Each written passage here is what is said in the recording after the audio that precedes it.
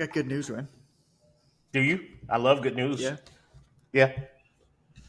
I finished the book, man. You shouldn't. No, no way. So this Yeah, is awkward because I didn't know you were writing a book. You write? Do you write? I've never. You haven't mentioned I've that written on the it. Yeah, podcast. sometimes. Oh. Uh, yeah, man. I finished the first draft. I handed in every chapter, and what I'm doing right now is I'm working on what's called the catalog copy, which is basically like the sales page for the book. So it's like the Amazon page copy, right? And then from that, what happens is that the back cover and everything gets put together. But I thought that this would be a fun occasion. So after that, we got to go through and do the whole manuscript, and there's still a lot of work to be done. Don't get me wrong, but this is like a major milestone. That there were times that I thought that I'd never get to, Mm. and it feels really good to get here. But what I thought would be kind of fun, actually, is that I kept notes throughout on a couple key things that I was doing as I was writing the book Uh-huh. that I wanted to share, and I wanted to share. If you're writing a book, of course, some of these will be very specific to that, but most of them are just if you're trying to tackle a big project that's so big and so far away in the future and such a ridiculously difficult endeavor that you can't even begin to fathom ever finishing it. A couple things, a couple ways that I kind of trick myself into obsessing over the mundanity of the day to day and eventually getting to this point that I'm at right now to be able to say, yo, I did the thing. Whether or not it becomes a massive success or not is yet to be determined, but I did the damn thing and I'm really proud of that. Is that cool? Do you think? How do you think Yeah. this would be interesting to people? I know some people here just didn't writing a book, but many probably aren't. How do you? Well, What aspects of this do you think would be interesting to people? Right? first, I think this is going to help me with my taxes. So I heard mundanity. I heard big thing that you may never finish. Have no idea how it's going to go. That sounds like my tax returns for the year. So Good. looking forward to that. We'll Okay. probably forward the episode over to H&R Block, help them out. I'm excited, man. Let's do it. We've not heard from the Scorpion Whisperer in some time, John. I know. So Well, so that's actually kind of what I want to start with. Is I was away okay, last week, right. and we went away. It's kind of snuck up on us. You know, I'm still in Nicaragua at this time when Hmm. we're recording this. We're going to be going to Mexico in a few weeks, but we're still in Nicaragua, and there's an island kind of close to here called Ometepe, which is made out of two volcanoes, and it's just like, this place is sweet. This place made me want to buy a banana plantation and live out my days underneath a bamboo hut, drinking coffee out of a plastic cup. Oh man, And I so, joke, but not really. but this is one of those jokes where there's more than just a few kernels of truth. I'm not being serious, just sort of serious. But if my wife didn't immediately X out the potential of that, then we might have had to have a conversation. Right. But Ometepe was scheduled a long time ago, and it was scheduled. It kind of snuck up on us, and so we booked everything last minute, which is a whole different kind of clusterfuck. But because it's very rudimentary in terms of the tourism there, and so it was things like you can only book through WhatsApp, and they may or may not get back to you, and Right. that type of thing. So that's fine when it's just like me with a backpack or like me and Allison. But when we're traveling with two kids and a grandma, it's we kind of want to know that we have a place to sleep at night, and we didn't until we arrived. Regardless, I booked the trip knowing that it was going to be the deadline for the first draft of the book, and it was going to be my celebration. And so, lesson number one is I have learned that it's very important for myself to schedule in celebrations to celebrate important aspects of the process being completed. Number one, just to recognize that and to be able to look back at those pictures and say, that was when this happened. Mhm. But also to be able to give me a deadline. Because these types of projects can very much drag on, especially if you self-publish them. These types of projects can very much drag on. And I really needed a deadline for this thing. So this trip to Ometepe was a deadline, and I actually have another trip already booked for February 26th. I had a call with my agent and with my editor yesterday, and we were just planning out the next steps. We were just calibrating on the next steps of the book because now I basically got to go through all of his initial edits and send back the manuscript. And I said, okay, how about February 25th? Because February 26th, I'm going to Oaxaca City with my father. Okay. So that's the deadline and that's the celebration. So whatever you do, if you have a big project, it doesn't need to be a trip, but like, can you give yourself some sort of a deadline and celebration around that thing to be able to say, all right, it's going to be done by this date? I mean, that's what Parkinson's Principle 101, isn't it? That time expands, or the job expands to the time given to complete that job. Right. It's kind of a joke, but I actually used to go to cafes with my computer half full of battery on purpose without a charger. Yeah. Because one of the things that I recognized was that I'm never more efficient with my work than when my computer gives me a notification that I've got 10% charge left Right. and I don't have my charger with me. So, fun fact, I've adopted that. I have gotten to the point, Really? for instance, last weekend, thankfully, I had a lot of programs to template up and, place in Yeah, apps you and just did things a like. launch, right? Yeah, did a launch. So I I saw you. took I got to put a pin in that. I want to. go I ahead. want to return back to that. I want to return back to it. Talk about what you talked about, but I want to return back to your launch because you did something and I noticed it, and I want to tell you that I Okay. noticed it because it was good. Okay. So I've gotten to the point where now I'll take my laptop away from the desk, actually, which of course is conveniently plugged up at my desk. So I go some other place. Maybe I sit on the couch. Maybe I sit on the balcony if it's warm enough.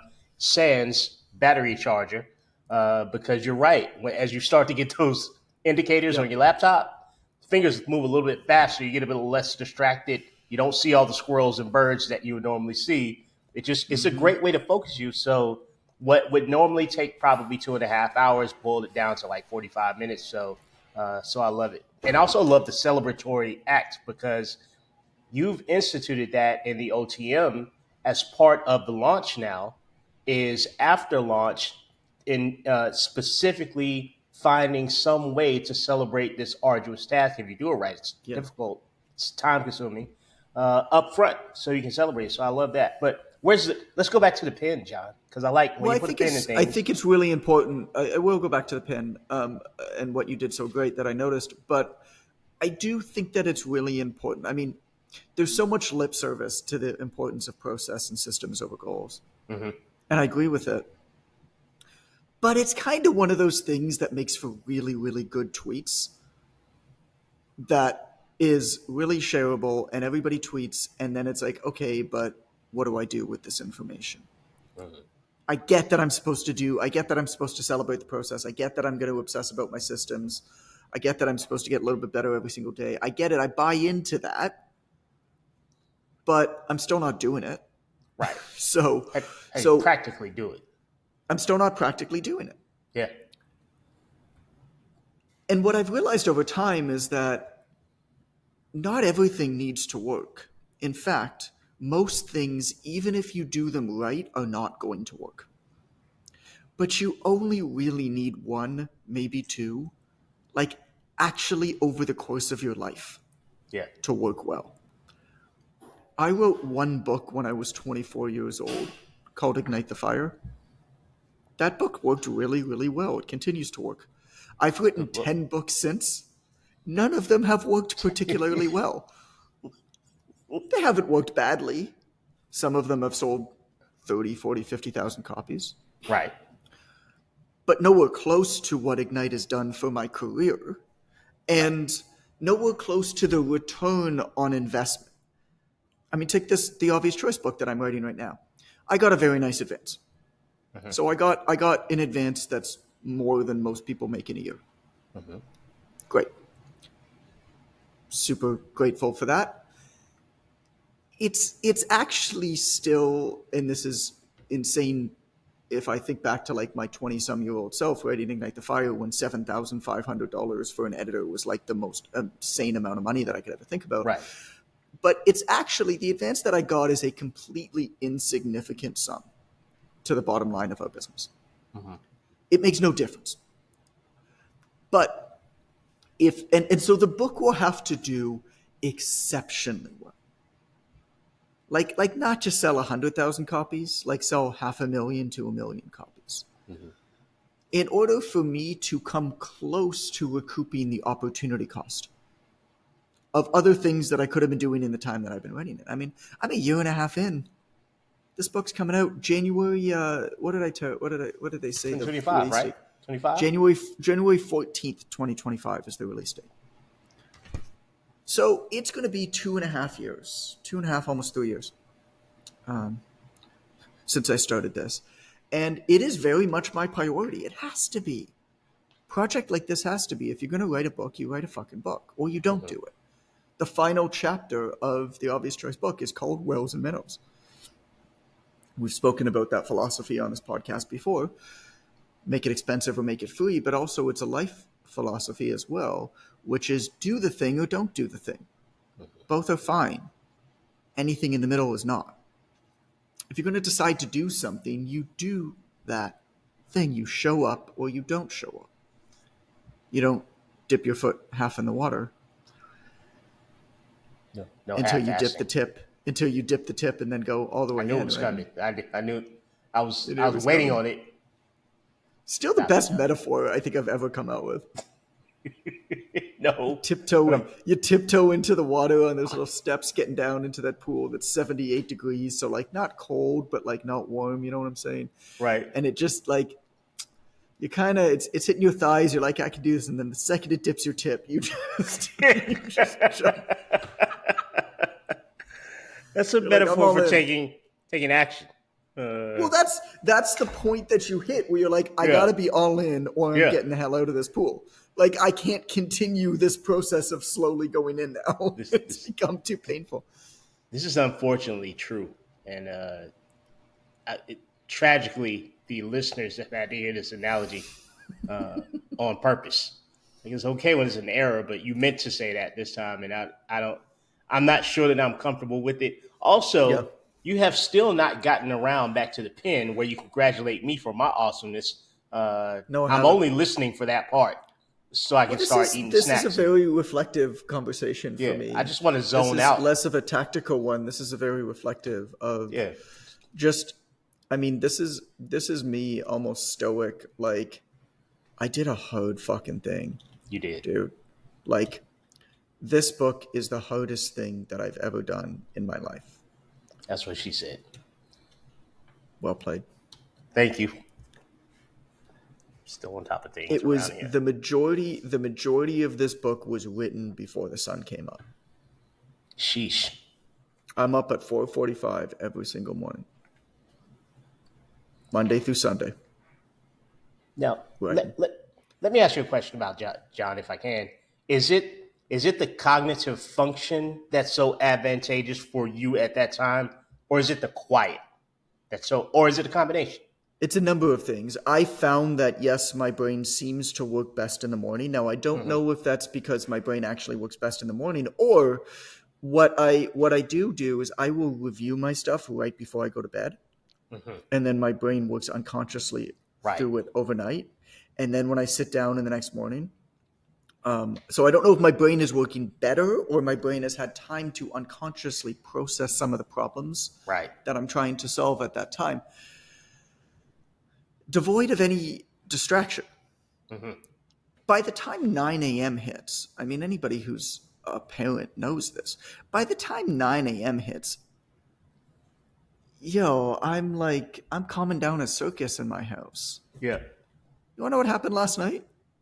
I'd love to know what happened. Calvin headbutted Jaden. Jaden started to cry. Calvin then felt really bad. So he took a towel to make Jaden feel better and started whipping it around to make Jaden laugh. He hit himself in the face by accident, which knocked out a loose tooth out of his mouth. Oh my God. And now we have to pay Calvin money. Oh.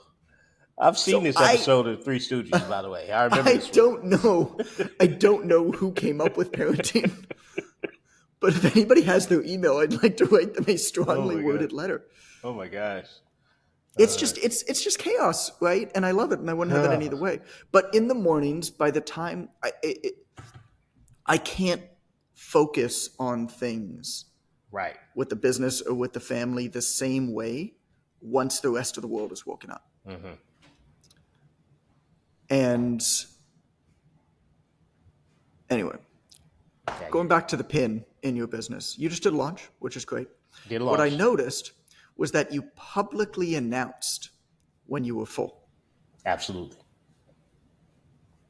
Absolutely. And I've done that the last three launches. And let me make this note really quickly because we know that the students that we get to coach, we know that they're well intentioned, they want to have success. This is not something that I fictitiously do, right? Yep. I'm not sold out and just posting that I'm sold out. Because ladies and gentlemen out there, coaches, you're working with people on the internet. Right. People are going to connect the dots. The people that are in your program are going to say, I just remember two people being announced in our blog. Like, so don't fictitious, don't be that person, right? Um, but do the Don't work. trade your trust and reputation for a few dollars. Right. But do the work that allows you to do that consecutively, right? Just don't Yes. don't skimp on the work. It's easy to skimp on the work in the Well, so online side of what we do. what happens when you announce that you're closed? So you do a launch, right? And Yeah, and right. the way that I love, like, part of what a lot of people miss when they're launching coaching programs, particularly, Hmm. is building any sort of reliability and repeatability Yes. into their marketing and content systems. Because when Yes. you don't have those things, you actually have no idea whether anything is working or not working, and you can't Absolutely right. iterate and improve on it from launch to launch to launch. Absolutely. If you're playing a game where you hope to be around for longer than a few months, Hmm. it's pretty important to be able to take it. I'm not talking about data in terms of measuring everything. It's just like, yo, this worked well. Yo, this got some responses. This didn't. So I'm not doing that last time. I'm throwing that out. I'm trying Right. something new. And when you have a cycle that you're going through, you go on what, a 4 week cycle? A 4 week cycle. Yep. Yeah. So your cycle's 4 weeks. So when you have a cycle that's 4 weeks, you know when you're posting content to get new eyeballs on your social Hmm. media. You know Hmm. when you're posting content to nurture your existing people that are there. You know when you're posting conversion content. You know when you're doing phone calls. And you can expect it and you can plan for it. Absolutely. And What's your cycle like? What's people are your 4 week? so first week is engagement for me. I just want to reach out to social media because a lot of times we understand the media part of it, but we don't do the social part. A lot of Got it. times, that's Yep. crippling for most businesses that aren't famous people. Second for me is just education, proving to that following that I am only talking about things that are absolutely targeted and relative to them and them alone.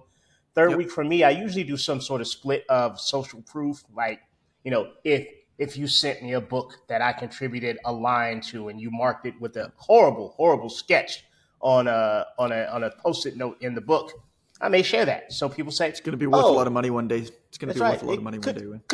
could be. So people say, "Oh, he's a guy Still that's waiting for that to happen. yeah.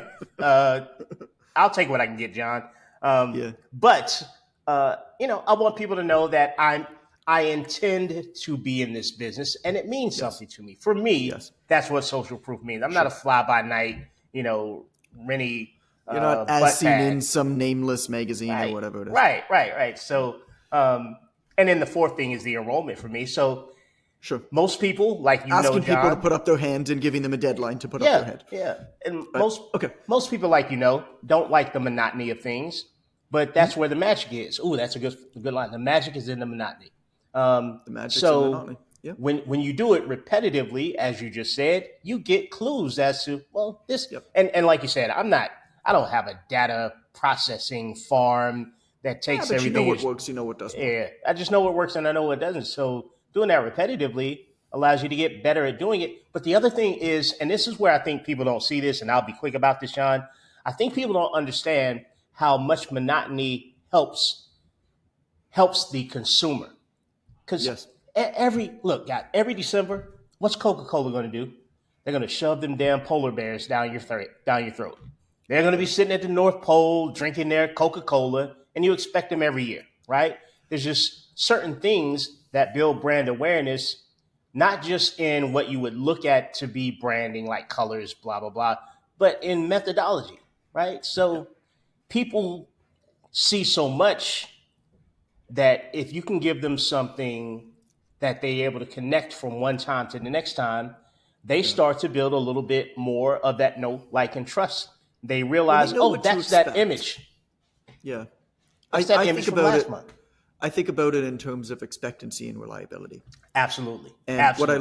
what I love when you close off is what you're doing is you're unconsciously saying, number one, I'm in demand. Hmm. Number two, yo, you missed it. Right. Because what starts to happen then, month after month after month after month, is your program becomes aspirational Yes. to people who are following you. And these people are not necessarily even engaging with you. It's the lurkers, Rarely. it's not the likers who buy. But they're watching and they notice. And so even if you're not getting a lot of engagement, understand that there are people watching. And what you can do is you can give cues.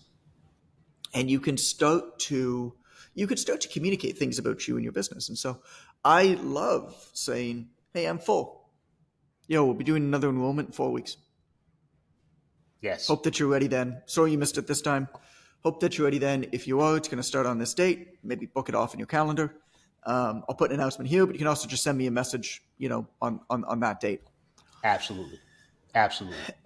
The And what you will find, I mean, this was what we did with the Online Trainer Academy for years, yes. right? We did 2 launches and we closed it off, and it wasn't bullshit. When I said it was closed, it was closed. We It's didn't let closed. anybody in. What starts to happen then, and there was a reason for it, right? We switched from marketing and selling mode into serving mode, Hmm. and then went and building mode, right? And then went back into marketing and selling mode, and it was a cycle. Well, what starts to happen then is the launches just started getting bigger and bigger and bigger and easier Absolutely. and easier. Absolutely. That's so true, John. Um, you know, So I love that you did that. it's important to realize that. I just want to reiterate one thing you said. I know we need to move on, but it's important to understand that you're always sending a message. You Yes. don't always know that someone's receiving the message because the metrics on these platforms doesn't. It's not built for that. But But you're always subconsciously, unconsciously, consciously teaching your consumer base how to best interact with you. And if you don't have a process that repeats, you can't get the yep. lesson to them. So I'm off that soapbox, John. What about the No, I book, love it. John? Can we talk about the book? Yeah, let's Enough do it, about man. me. All right, so what notes do you have for us? The first Well, I one's pretty mean, good. yeah, the first one is to actually put in deadlines and celebrations in line with those deadlines Right. for important process goals or markers. And the second one is actually this podcast. Hmm. Force yourself to teach Mm. what you're producing as you're producing it. Yes. Yes. I had to have material ready for this podcast. We recorded twice a week. 2 hours of material a week is a lot. It's a lot. I had to have material ready. And now that the book is done, we're actually adding in an interview each week. Mm. No, nice. I like it. And the reason for that is twofold. One, I don't want to pay Len as much, Thank so you. Thank you. no, not actually. But the reason for that is mostly I'm not coming up with as much new material, Right. right? So we'll record once a week, or I we're love still it. going to record probably twice a week for a few weeks to get ahead, but then we'll record once a week, and then I'll host an interview. And then the Friday episodes on the podcast are always something from my mentorship, from the online trainer mentorship. Those are good, by the way. Those are great. Yeah, the hot They're seats are really great. good. We're actually recording it. It'll come on the podcast at some point in the next couple of weeks. But after this, I think I have 7, but like basically my top mistakes on when I was starting an online business. Nice. That's the group call that we're doing with the team in a bit. Oh, really? But Okay. I had to have the material ready every single week, and it gave me an opportunity to get positive reinforcement from people who I like. Mm-hmm. It also forced me to read through it and present it and teach it. Mm-hmm. Teaching something is the single best way to learn something and understand something for yourself. Without I, question. I, I truly believe that you don't understand something unless you could teach it to somebody else. And Without so question. it forced that. It allowed me to watch your reaction when and Amber's Mm-hmm. reaction as I was presenting it. And I've watched back and listened back to the episodes and I take notes. You guys are my beta testers for the material. Just glad you didn't say guinea pig. No. I mean, I Beta look at your body testers. language and you've given me feedback and brought up stories and brought up ideas and you've given ways, I mean, particularly you, and you've got just a way with words and metaphor Mm-hmm. that I've definitely incorporated into the book. And then it's allowed me to ask questions from really smart people. Like I can think of 2 episodes specifically where I actually came on and I was like, I know I want to cover this. I'm struggling with it. Can we just talk about it? Right. Oh And my I don't think the God. listeners understand that you'll say that to us. You'll literally message us say, "Hey, I'm trying to figure something out, so we're gonna get a podcast and just talk about it." And we're like, So "Okay." to create a platform for yourself doesn't Mm-hmm. matter. I've said over and over and over again, this podcast is selfishly for me. It is. I'm very happy if you listen to it. I'm very happy if you get benefit from it. Fantastic. But it is selfishly for me as a way to better learn, as a way for me to become a better communicator, as a way for me to hone in my material and ideas. You don't need anybody to listen. Find a smart person, pay them a couple bucks an hour, and start a podcast with them. Just talk to them.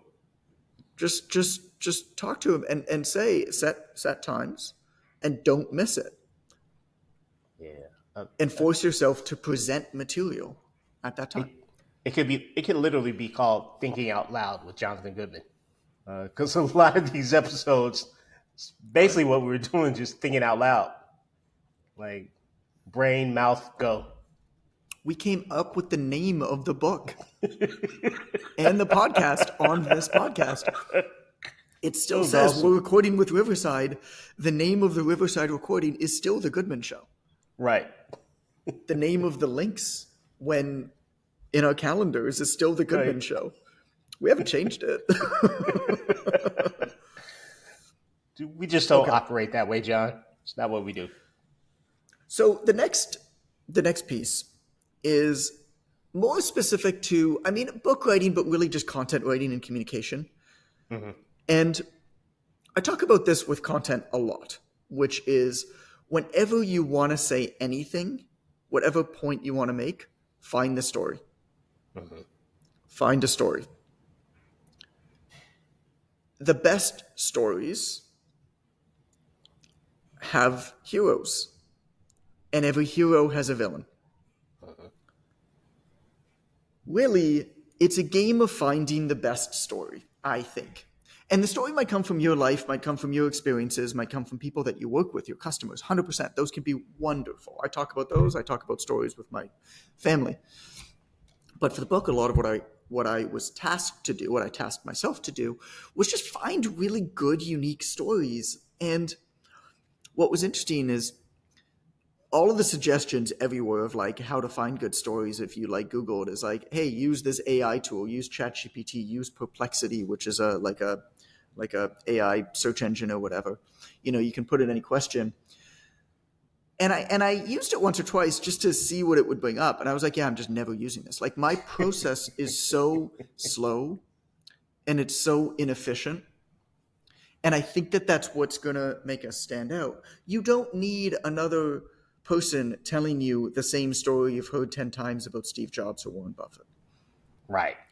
Stories either have to be from little known figures that have done great things that are kind of little known, or they have to be some new angle from a well-known figure that people don't yet know about. And so the question then is like, where do you find these stories? So here's my process for finding these stories. And as you listen, the first thing that you're going to realize is that it is slow and inefficient and hard. And I don't think that that's a bad thing. I really don't. So whenever I have an idea, whenever I have something I want to talk about, I understand that I am not the first person to ever have that idea. And so I'll start Googling around. I'll start searching various search terms about that idea. I'll write it as questions. I'll write it as various phrases, statements, whatever it is. And I'll open up as many articles as I can find, usually 10, 15, right? And I'll scan them. I'm not reading them. I'm scanning them. Most articles on the web are just fucking shit. And so I'm not reading them. But when I do come across something that's really, really good, and there are some articles out there that are fantastic, they really are. What I'll do is I'll look in that article to see whether they quote or anything like that, like tweets or whatever it is. But I'll actually then do a reverse search for that article in both Reddit and Twitter. And the reason for that is Reddit and Twitter are two platforms where just obsessive geeks hang out. And knowing that this is a fantastic article on the subject, I'm going to look at people who shared this article on Reddit and Twitter. And then I'm going to look at the comments on those shares. And that's where the gold is. The comments on Reddit and the comments on Twitter, if you can reverse engineer and find great stuff that's been posted over the years, will often mention other really, really great articles that are harder to find. We'll often mention really good examples or stories that are little known, papers, research papers. I'll give you an example. The lowercase ge good enough concept, right? About how becoming great is actually just a matter of doing good things repeatedly for long enough for the odds to work out. So there's an article that Steph Smith, who's a podcaster, wrote a fantastic article on this subject. And I quote her in the book, actually. So I went through it. And in that, she embedded a bunch of tweets and stuff. And so I went to all of the tweets that she embedded, and I looked in the comments. And in one of them, in one of the tweets that she embedded, which was not about her article, right? It was about a source of her article. In the comments there, somebody said, hey, this reminds me of this story. Well, that story was actually about this master body painter, of all things. Okay, so I went and found that article, and I read that. And then I went and found people who shared that article. And in the comments of one of those tweets, I came across a paper, a sociological paper from 1989 called The Mundanity of Excellence, which talked about swimmers. And it's one of the best papers I've ever come across in my life. And so when I talk about all of this, I think the first thing to keep in mind is that it's really, really slow. It's really inefficient. You can't do that much of it. You really can't. And I think, actually, that the returns of volume of content are going down and will continue to go down at a blistering pace. It's so easy now to use tools like CapCut or whatever it is. It's so easy to use tools like AI tools to create. Like, I know people whose entire LinkedIn is like, they'll take a tweet from somebody else that's done well, and they'll just put it into ChatGPT and be like, write me a LinkedIn post on this. Right. And then they'll copy and paste that into LinkedIn. Volume is so easy, and the competitive advantage is simply not there. But quality is harder and harder and harder because these tools make it so easy to do a bad job with tremendous amounts of volume. Yes. It feels weird not doing a lot. and focusing more on smaller amounts of higher quality things, Hmm. that the returns of quality are going to go up measurably and the returns of volume are going to continue to diminish measurably. And Makes so I perfect don't sense. expect to post on social media as much. For example, I'm going to be writing blog posts again, right? But going back into like finding the stories, that's how I find them. And the same type of thing with literary devices. So I'll tell you a quick story because it's somebody who I think a lot of people listening to this will recognize. So a number of years back, this is 6 or 7 years or so, more than that, probably 8 or 9 years ago, I logged into our email marketing service. I think it was Active Campaign. And it gives you like your top 5 most engaged subscribers, like right at the top. Hmm. And number 1 was me, because I always test my own emails. But Right. number 2 was Dr. John Berardi. And so I messaged him and I was just like, dude, you're my number 1 engaged subscriber. Like, what the hell? He's like, yeah, man, I read everything you write. Like everything. Like I read everything you write and I do everything you say to do and I buy everything you tell me to buy. Every single year, as part of my study, I choose one person who I think is doing great work the right way in the world. Hmm. And I study them. Because what I found is that popular books, he didn't say content at this time, I think he was talking about popular books. What I found is that they all have to kind of cater to the masses. And I'm past that point. I have a very specific set of problems that have very nuanced solutions that would be Right. absolutely ridiculous to actually build and sell solutions for. For example, him and I at that time in GGS were basically the only 3. I don't think that there was anybody else doing launches of educational courses in the fitness and health space Right. for 7 or multi 7 or 8 figures at a time at scale multiple times a year. Right.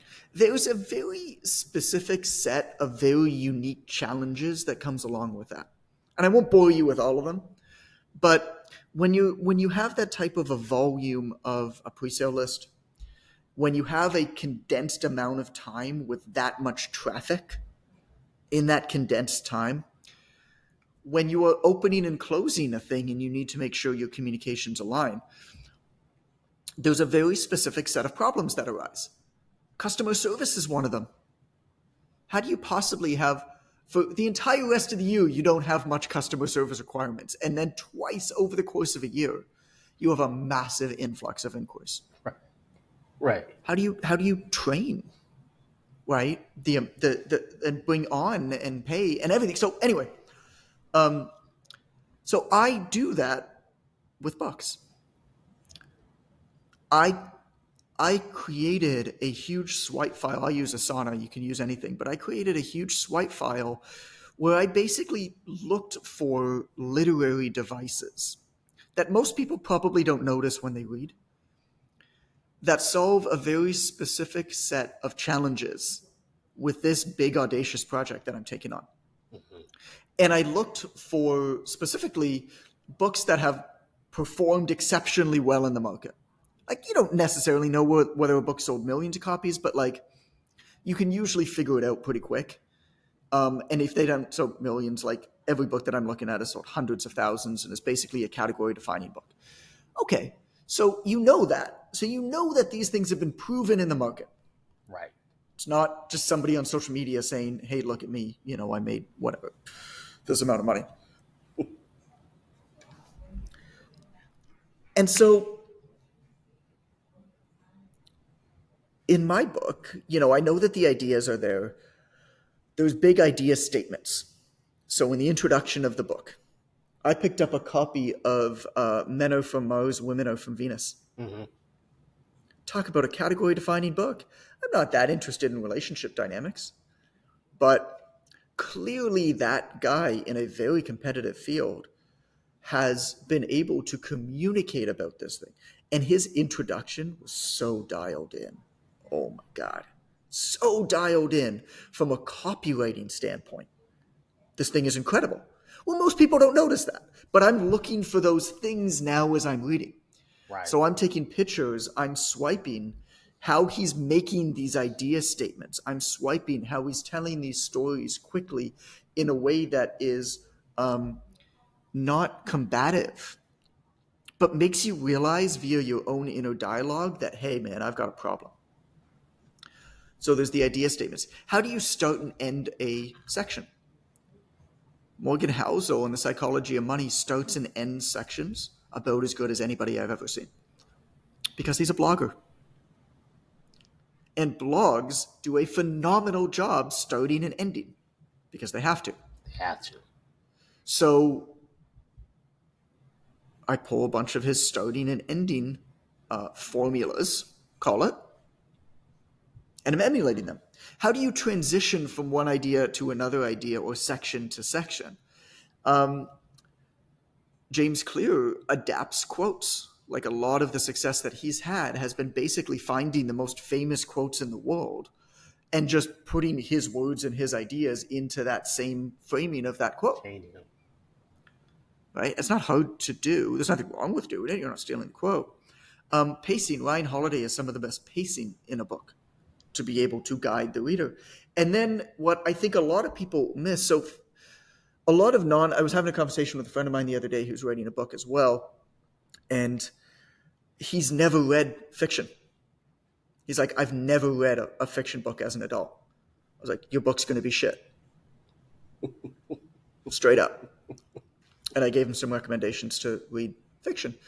Because nonfiction generally focuses on the quality of the ideas.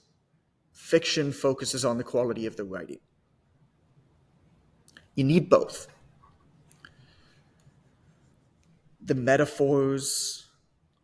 And so I'm pulling out constantly just great metaphors. I'm pulling out great ways where people can illustrate a scene, for example, in a fiction book, and just bringing that into nonfiction. Mm-hmm. Just bring that element in. And so, most of the stuff, again, you wouldn't really notice, but I'm just trying to go the extra 10% as I'm reading stuff that I would otherwise read. I'm not reading different things. Right. But as I'm reading, I'm like, oh, that was really good how they transitioned there. Swipe, right? Oh, that was a wicked metaphor. Like, I don't know why I like that. I don't even know what it means. There was a line in a book that I read a while back, and it was just a book I picked up off the shelf of the library. I don't even remember why. It just called out to me. It was a fiction book, right? And I brought it home, and I'll often do that at the library. I'll just walk up and down, and anything that calls out to me, I'll just walk out with 5 or 6 books, and I won't read most of them all the way through. I'll just, whatever. That's the beautiful thing about the library. But there was a line. It was he seemed like the type of guy who only eats cheese in single slices. And I don't really know what that line means. Right. But I don't think that I need to. Because great writing doesn't actually tell the reader what to picture. It sets a scene and allows the reader to fill in the blanks for themselves. And so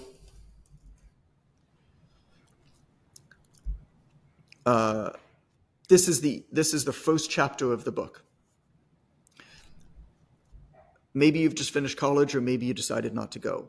Maybe you've been in the working world for a while, or maybe you've done some great things already and had some success either as an employee or entrepreneur. Regardless of where you're at, we all remember the moment where we had a challenging realization. A world isn't a paint by numbers kit. So first off, that pacing is Ryan Holiday in Ego is the Enemy had a phrase like that, and I love the pacing.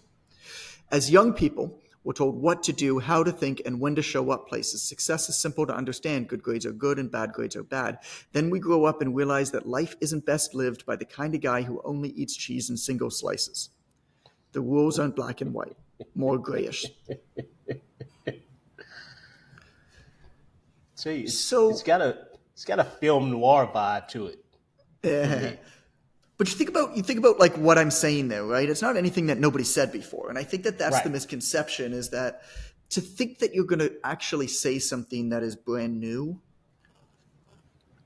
I mean, I just don't think that. Like even James Clear, that's BJ Fogg's research, like straight Right. up. Like he'll be the first to tell you that. He just communicated it in a very succinct, simple, beautiful, eloquent way, and then he nailed all the copywriting and marketing elements of it. And the same ideas that are objectively not his, he was able to communicate in a way that was so easy to consume and absorb and do something with that it took off. That's the master skill, isn't it? It's like all the researchers who hate Malcolm Gladwell because he's basically doing a better job marketing the research than they are. It's like, well, what's the marketable skill? The marketable skill is not actually doing the research. The marketable skill is making the research accessible Right. so that people actually do something with it. So I think looking, whatever you want to do, whether this is writing a book or whatever it is, look for people who objectively, as proven by the market, have done really, really well at that thing and study them. And when you're studying them, like look for how they've solved some of the really nuanced problems that only people kind of deeply embedded in this thing. Like you're going to read my book and you're not going to notice any of this stuff. But that's kind of the point. Right. But other people are going to read the book, and my hope is that they'll look at it and be like other people who are writers will read the book and just be like, yo, I see what you did there. Mm-hmm.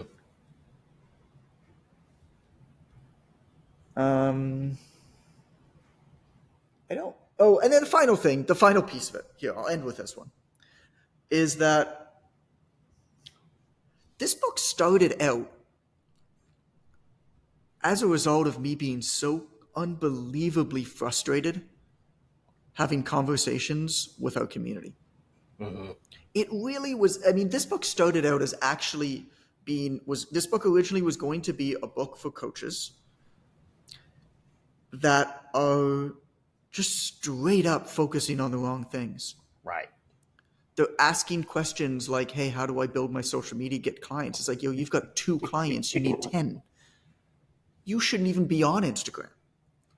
Right. Now, that might not be realistic, but you get the point. And we were having, some days thousands, but still at any given day, we're having 100 plus conversations with people. This book was started out as being a very specific solution to a very specific group of people. Really a person, a single person. And I'm writing it for them.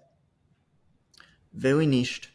And then, yes, the ideas expanded to be more general, to talk about different audiences. Because what I realized is that the same problem that fitness and health coaches really have Right. is actually the same set of problems that anybody in business, from coffee shop owners to coaches to mompreneurs to billion-dollar startups have.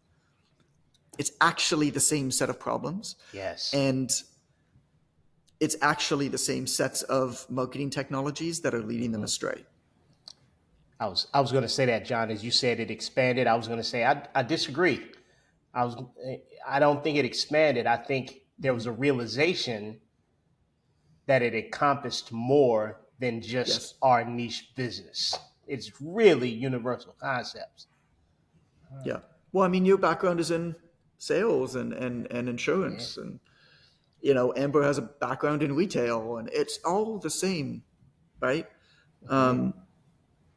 You know, the frameworks for making sure that you focus more, for praying to the social media gods less, for just mastering the art of attracting a few perfect customers and not a lot of really bad ones. I I want to go back to something you said, John. And I know we're wrapping up, but I think you've probably, I'm sure you have. You see me have this conversation in our groups more than once where someone says, What's how that? do you deal with a client who did this? Because I'm so frustrated and I hate that the client said this. And the lady said she wanted to lose 20 pounds in 1 week. How do you deal with people like that? And often I reply in those places, hey, that's your content, right? The Right. frustrating conversations you're having with people who just don't seem to get it, that's your content. And I love that this book was born out of realizing I'm having conversations with people who just don't seem to get it. And it was a Yeah. driver for you to simplify it and present it in a way to help them get it. And then you realize, well, shit, the people over here, they don't get it either. Let me just make it a little bit broader, because it's such. I think if you're constantly frustrated by something, that's the thing that you should be teaching people around you to not come back and frustrate you with. That's always been my best content. If we're looking strictly at social, always my best stuff that hit the most and most shares, and people talk to me about it. Yeah. Just something that I was frustrated about, and I was like, shit, I gotta explain this because people aren't getting it. And I love that the book was born out of that.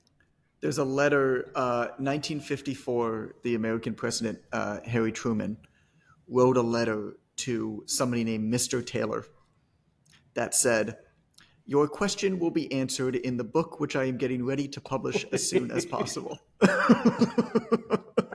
It's awesome. What a great letter to get from your president. Oh, man, I Pissed love me off that. so badly with your dumbass question, sir, that I'm forced to address the nation in But a nationwide that's publication. you know, it's like, oh, what should I write a book about? What should I write a book about? It's like, you shouldn't write a book. If Right. you're asking me that question, you shouldn't write a book. Like I did not want to write this book.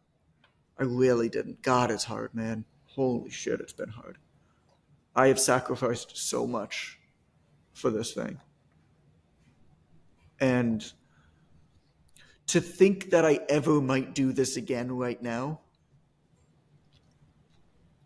is crippling. But I couldn't not write this thing Mm-hmm. because it was so clear to me. It was so clear to me that for every 18-year-old on social media that thinks that they need a big following just to make a few sales, there's 100 silent business owners that are quietly earning more money. Right. And there are so many people who have just lost their way right now, and it's not their fault. If you're having trouble finding your way and figuring out what to do, the problem isn't you. It's the problem is what you've been made to believe is true. Right. It's as simple as building a business and becoming an online entertainer are simply two different games. They have different rules of engagement, different time horizons, different odds of success, different reward mechanisms. Neither is better or worse. But when you conflate the two is when problems arise. When you Problems. play by the rules of one and desire the rewards of others, problems arise. And I just, I mean, hundreds of conversations a day with just good people who can do good work that Yes. are just, they're so burnt out. They're working so hard. And they're not getting any returns on what they're doing. It's, I mean, and there's a lot of nuanced reasons to it, but what it really comes down to is like doing the wrong thing well is worse than doing the right thing badly. Right. You'll get better at whatever you're doing. So You'll get better at doing the whatever you right do. thing badly, that badly doesn't last, but for so long, if you continue to do it, you're going to get better. But if you're doing the Don wrong thing, Don Dapani, my friend Don Dapani, an ex-Hindu priest, gives the example. He talks about energy. Talks about energy, but it could be efforts as well. He goes, energy is water. Imagine you have a garden that has both weeds and flowers, and you pour water on it.